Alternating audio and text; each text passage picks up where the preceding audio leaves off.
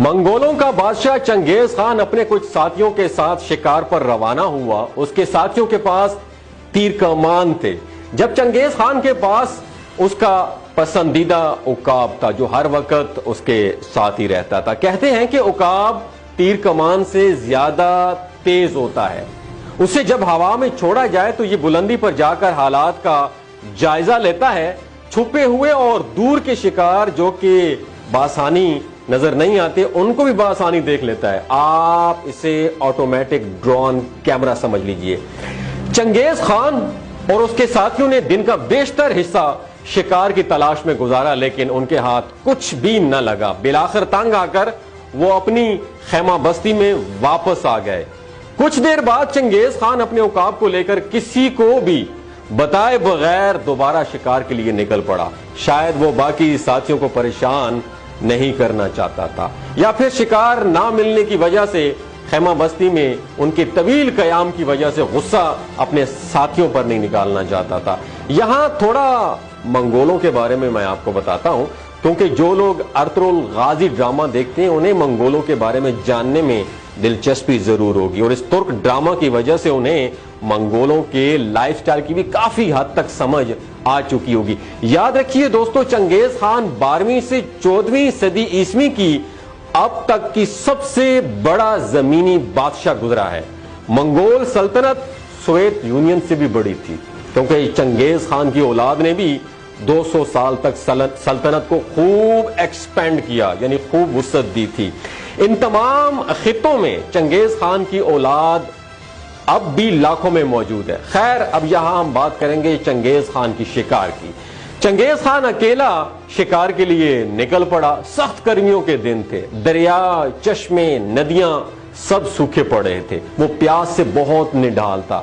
کچھ دیر بعد اس نے اپنے سامنے ایک چٹان میں سے پانی کی ہلکی سی دھار ٹپکتے دیکھی۔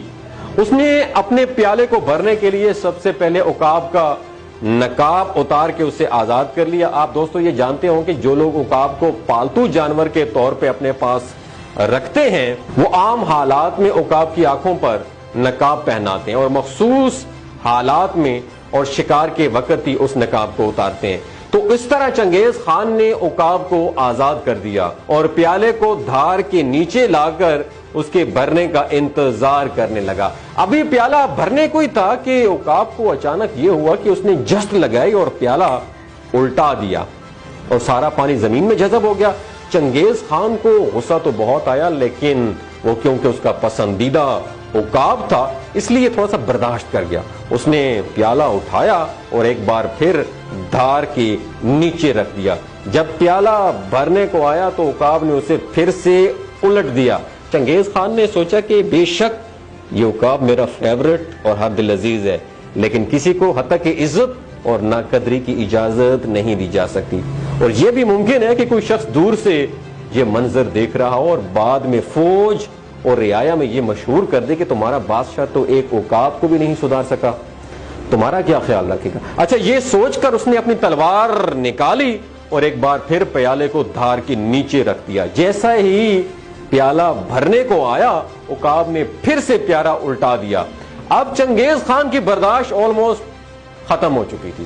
اس نے ایک ہی ضرب سے عقاب کو مار دیا۔ اتنے میں پانی کی دھار بھی رک چکی تھی۔ چنگیز خان نے چٹان پہ اوپر جا کے قدم رکھا۔ وہاں اس نے پانی کا ایک چھوٹا سا تالاب دیکھا جس میں علاقے کا سب سے زہریلا سانپ کوبرا مڑا پڑا ہوا تھا اور اس کے جسم سے زہر نکل رہا تھا اور پانی میں گھل رہا تھا، اور وہی پانی دھار کی صورت میں نیچے بہ رہا تھا۔ چنگیز خان سمجھ گیا تھا کہ عقاب نے یہ زہریلا پانی دیکھ لیا تھا، اس لیے اس نے اسے پانی نہیں پینے دیا۔ اگر وہ پانی پی لیتا تو چنگیز خان مر جاتا۔ اس نے مرے ہوئے عقاب کو اٹھایا اور واپس خیمہ بستی میں آ گیا۔ تاریخ میں لکھا ہے کہ چنگیز خان اپنے عقاب کی شبیہ کے مطابق اس نے سونے کا ایک عقاب بنوایا۔ آج بھی اس مجسمے کا تحریروں، تقریروں اور شاعروں میں اس عقاب کا ذکر ملتا ہے۔ چنگیز خان نے اس سونے کے عقاب کے ایک پر یہ لکھوایا، کیا لکھوایا؟ دماغ کی کھڑکیوں کو کھول کے سننا ہے۔ اس نے یہ لکھوایا کہ اگر تمہارا دوست کوئی ایسا کام کرے جو تمہیں پسند نہ ہو تو پھر بھی وہ تمہارا دوست ہے۔ اور دوسرے پر یہ جملہ لکھوایا، اس جملے کو بھی آپ نے دماغ کی کھڑکیوں کو کھول کے سننا ہے دوستو۔ دوسرا جملہ یہ لکھوایا، جو کام غصے کی حالت میں کیا جائے وہ باعث پشیمانی اور بے ثمر ہوتا ہے۔ جو کام غصے کی حالت میں کیا جائے وہ باعث پشیمانی اور بے ثمر ہوتا ہے۔